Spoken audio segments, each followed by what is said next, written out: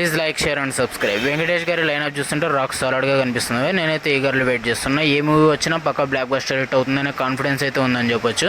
సంక్రాంతికి వస్తున్నాం లాంటి బ్లాక్ బస్టర్ హిట్ తర్వాత ఆయన అప్కమింగ్ మూవీస్ ఏ విధంగా ఉంటాయి నేనైతే ఈగర్లు వెయిట్ చేసిన. ఫైనల్లీ అఫీషియల్ అనౌన్స్మెంట్ అయితే వచ్చిందని చెప్పొచ్చు.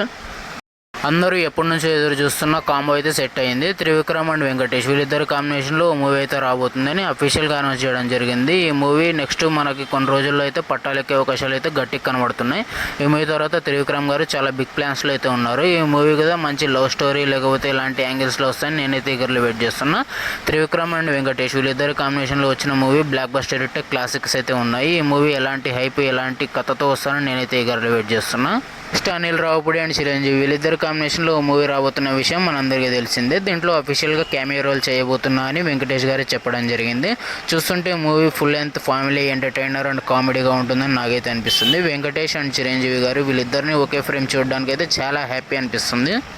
ఇంకా ఈ మూవీ తర్వాత ఆయన ఫ్రాంచైజ్ అయితే కంటిన్యూ చేయబోతున్నారు. దృశ్యం పార్ట్ 2 మూవీ అయితే అఫీషియల్గా అనౌన్స్ చేయడం జరిగింది. ఈ మూవీలో సస్పెన్స్ అయితే మామూలుగా ఉండదు. పార్ట్ 1, పార్ట్ 2 మంచి బ్లాక్ బస్టర్ హిట్ అయ్యాయి.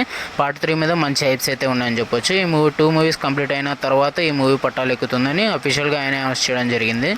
దీని తర్వాత ఇంకా సంక్రాంతికి వస్తున్నాం పార్ట్ 2 మూవీ అయితే రాబోతుంది. ఇది నెక్స్ట్ కాకుండా అవతల సంక్రాంతికి అయితే వచ్చే అవకాశాలు అయితే గట్టిగా కనబడుతున్నాయి భయ్య. ఇంకా అనిల్ రావుపూడి డైరెక్షన్ ఇంకా మన వెంకీ మామ గారి కామెడీ టైమింగ్ ఎలా ఉంటుందో మనం సపరేట్గా చెప్పాల్సిన అవసరం లేదు. సంక్రాంతికి వస్తున్నాం, ఇంత పెద్ద బ్లాక్ బస్టర్ హిట్ అయిందో మనం సపరేట్గా చెప్పాల్సిన అవసరం లేదు. నెక్స్ట్గా ఈ మూవీస్ అన్ని కంప్లీట్ అయిపోయిన తర్వాత బాలయ్య గారితో స్క్రీన్ షేర్ చేసుకోబోతున్నారు భయ్య. ఈ మూవీ చాలా బిగ్ ప్రాజెక్ట్గా అనౌన్స్ చేయడం జరిగింది. దీన్ని అఫీషియల్గా వెంకటేష్ గారు స్టేజ్ పైన చెప్పడంతో మూవీ మీద భారీ హైప్స్ అయితే ఉన్నాయని చెప్పొచ్చు. వెంకటేష్ గారు బాలయ్య గారు కాంబినేషన్ అయితే అదిరిపోయింది. ఇంకా డైరెక్టర్ మూవీ వివరాల్సి అయితే తెలియాల్సి ఉంది. ఫైనల్లీ వెంకటేష్ గారు రాక్ సైలెంట్ రానప్పుడు అయితే మన ముందుకు వస్తారని నాకైతే అర్థమైపోయింది భయ్య.